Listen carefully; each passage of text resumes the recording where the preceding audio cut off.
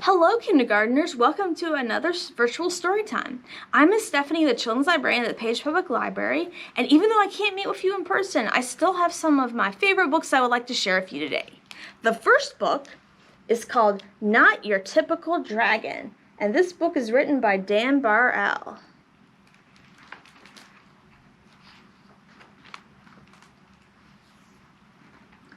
Crispin Blaze was born into a proud family of fire-breathing dragons. Every blaze breathes fire, explains his father. I breathe fire, your mother breathes fire. Tomorrow when you turn 7, you'll breathe fire too. The little dragon imagined all the forests he would burn down. He dreamed of all the castles he would destroy. He also considered boiling water to make tea, but he didn't tell his father that. The next day, Crispin sat among family and friends as a big cake was brought to the table. Who will light the birthday candles, his mother asked. I will, declared Crispin. He felt a tingling inside his tummy, but when he opened his mouth, fire did not come out. So let's see what came out instead. Whipped cream came out. Crispin, shouted his father. Dragons breathe fire. What will the neighbors think, worried his mother. I love whipped cream, said his little sister Ashley. The little dragon was whisked to the doctor the very next day. Please fix my son, demanded Crispin's father. What seems to be the problem, asked the doctor. Crispin opened his mouth and breathed, but fire did not come out. Band-Aids came out. I see, said the doctor gravely. Dragons should breathe fire, insisted Crispin's father. We were low on Band-Aids, mumbled the nurse. The doctor sent Crispin home with medicine. He swallowed 2 teaspoons before going to school. It will help you become a real dragon, said his father with a wink. After school, Crispin joined his first fire-breathing practice. One by one, the dragons aimed their fiery breath at stacks of logs until they burst into flame. Crispin stepped up confidently. He could feel the medicine bubbling in his belly, but when he opened his mouth, fire did not come out. Let's see what came out instead. Marshmallows came out. Dragons breathe fire, yelled the coach. Is that right, class? The other dragons didn't answer. They were too busy looking for pointy sticks for marshmallow roasting. I guess I'm not a real dragon, Crispin thought. He worried his family would be disappointed, so he ran away from home. The world could be a scary place for a little dragon who can't breathe fire. Crispin found a dark cave. I'll be a fireless dragon all by myself. I won't bother anyone and no one will bother me. An hour later, he had a visitor. I am Sir George, squealed a thin, shiny knight. Show yourself, dragon. Crispin shuffled out of the cave. The thin, shiny knight held up his thin, shiny sword. Do your worst, dragon. Crispin opened his mouth, but fire did not come out. Soap bubbles came out. Don't you breathe fire, dragon? Crispin shook his head. I can't. Sir George moaned. But my father insists I fight a fire-breathing dragon. It even says here in my book that your typical dragon breathes fire. I'm not your typical dragon, Crispin explained. Sir George sighed. I can't go home. Me neither, Crispin nodded. But then he had an idea. Maybe your book could tell us what to do.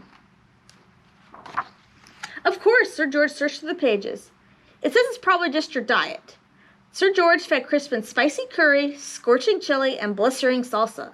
Crispin opened his mouth, but fire did not come out. Red party streamers came out. At least they're the right color, said Sir George kindly. Sir George searched his book again. Aha! It says it's probably your attitude.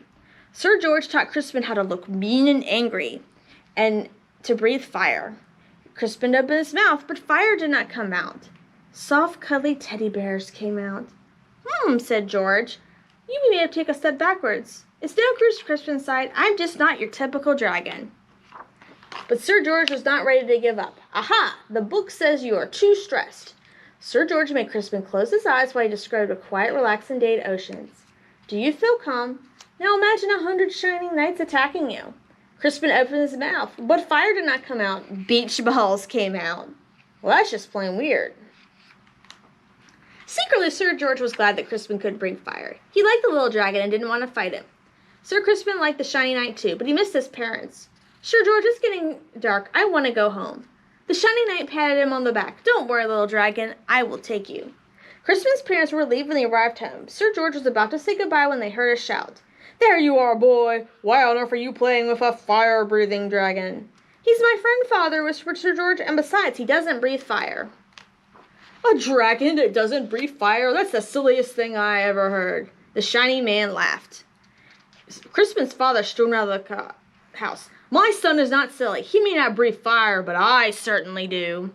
Crispin's father let out a powerful spray of flames. Do your worst, dragon, declared the shiny man. But then the flames scorched the lawn. That's enough, honey, said Crispin's mother. The flames shone the spins. You made your point, dear. Stop showing off. Then the flames ignited the roof. Crispin's father panicked. I can't stop breathing fire. You'll burn our house down, cried his mother. You'll burn down the whole neighborhood. Dragons came running from all directions. They knew how to start fires, but none of them knew how to stop them. Crispin suddenly felt a tingle in his tummy. He felt a bubbling in his belly. He opened his mouth, but fire did not come out. A gush of water shot out. Crispin aimed the water at his father's flames. He saved his home, and he even saved the shiny man who wasn't looking so shiny anymore. Hooray for Crispin, everyone shouted. On Crispin's next birthday, there was a big party. Family and friends came from all over the land. Sir George and his family came too. Lots of dragons were dancing. Crispin stood with his mouth wide open. Fire still did not come out. Music came out instead. Your son, and uncle said to Crispin's father, he's not your typical dragon, is he? No, said Crispin's father proudly. My son is something special. And then he jumped up and danced to Crispin's music too. The end. All right, so let's get our next book out, and this one's a little different. This one is called Little Red Riding Hood.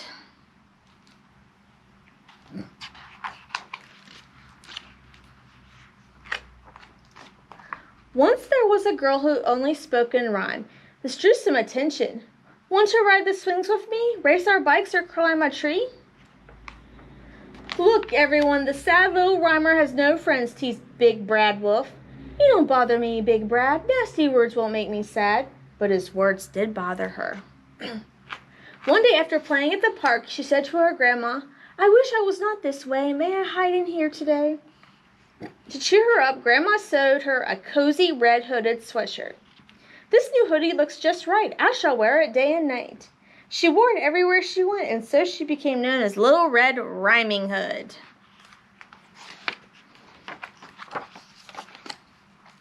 Now, every day after school, Little Red walked straight to Grandma's house. And every day, Big Bad Brad Wolf tried to scare her. Boo, boomed Brad. Got you, Little Red. You couldn't scare me if you tried. Stop it, Brad. Now step aside. One afternoon, Grandma showed Little Red a flyer for a poetry contest. Maybe I'll meet kids like me who also speak in poetry. Little Red practiced each day as she walked. On the day of the contest, she was so focused on her poem, she didn't hear Brad sing up behind her. Grrr, he growled. Eek, Red shrieked. Sweet science, Brad, you startled me when you crouched behind that bush. For the first time, Red didn't rhyme. Yes, I scared you really good. Now who's brave Red Riding Hood? And for the first time, Brad did. Making limerick, said Little Red. You scared the rhyme out of me and into you, and the poetry contest is tonight. Help me, make it go away. I don't want to rhyme all day. Maybe I'll help you, said Red, but there's no time to fix this before the contest, so first you need to help me with it. Right, I don't think I can wait. Shh, I need to concentrate. Hey, said Brad, we rhymed just in. Holy hoo, where's my pen? So the two wrote a poem together. At the contest, they got on stage and took turns saying each line. Red began, once there was a girl named Red who spoke the verses in her head. A wolf named Red thought it was strange. He teased her, though she could not change. Couldn't he just leave her be? Well, he liked her company. He was hurtful and unkind, so to put them in a bind. He scared the rhyme from him to her. Everything was looking grim. Red began to miss her verse, and that made Brad feel worse. Could the two undo the swap, switch things back, or make it stop? Neither one could just sit by, so together they would try. Maybe they would begin to make amends. Could these enemies be friends? Then Brad and Red grabbed hands and took a bow. The audience cheered and howled with delight. The two new friends left with the winning trophy. Brad was so excited he gave Little Red a big hug. Aw, that was nice. I feel different. Something changed. Have our rhyming ways exchanged? Want to write again someday? Only if we write and rhyme.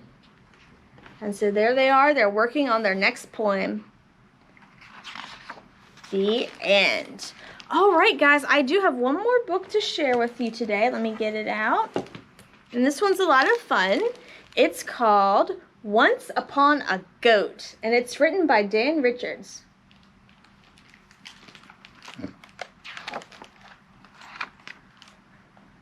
Once upon a time, in a faraway kingdom, a king and a queen wished for a child. Yes, but where will we put it? Asked the king. Next to the vase on the hearth, naturally, replied the queen. Or beside the roses in the garden, the king added. Oh yes, perfect, agreed the queen. One day their fairy godmother stopped by for a visit. Tell me what you desire, she asked. We would like to start a family, said the king. We're not particular, said the queen. Glowing skin, bright eyes, and hair like ocean waves should do. Said their father. A boy would be great, added the king, but any kid will do. Of course, answered their fairy godmother. Look on your doorstep when the moon is full. The next full moon, the king and queen ran to the door. Let it be a boy, said the king. Like hair, like ocean waves, said the queen. Bah, said the goat. I wanted a baby, cried the queen. It's my fault, wailed the king. I said any kid would do, but I didn't mean this. Reluctantly, the king and queen brought the little beast into their home.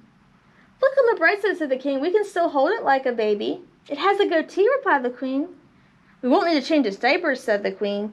That's disgusting, replied the king.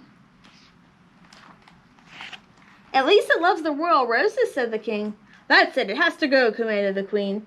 I guess we're better off now, said the queen sadly. A stand had to be taken for the roses, said the king. Of course. That night it rained hard. It's not our fault we were given a goat, said the queen. Not our fault at all, added the king. And yet, I wonder if we were right to send the little fellow away on such a blustery night. Clearly he lacks the good sense to find shelter. I suppose he could just come in for just a bit to dry off. He looks hungry, said the king. Maybe we could share a nibble or two from our meal. It's late. We can hardly send him away now, said the queen. He shall have to stay in our room for a night. It's only for a night, said the king. Do you guys think it's just for a night? I don't think so. One night turned to weeks, and weeks turned into months. Before long, their fairy godmother returned for a visit. How is everything? Wonderful, said the king and queen. Perfect. May I see the child? Isn't he darling, said the queen. A blessing, added the queen. You must be joking, said their fairy godmother. It's a goat. Yes, left on our doorstep when the moon was full, just like you said. Uh-oh, said the fairy godmother. I'll be back. Oh, dear. The baby ended up with the goats. This is for the best, really. My sincere apologies for the misunderstanding. I will just return the goat, and that will be that. Wait, said the queen. Perhaps there is an alternative, said the king at last. Yes, I see your point, said the fairy godmother. So let's see what they did. Oh, she came back and brought the mama and the daddy goat with her. Well, said the king, not exactly the family we wished for. No, replied the queen, better. The end. All right, thank you for joining me for all those fun stories. I look forward to sharing more with you soon. Bye.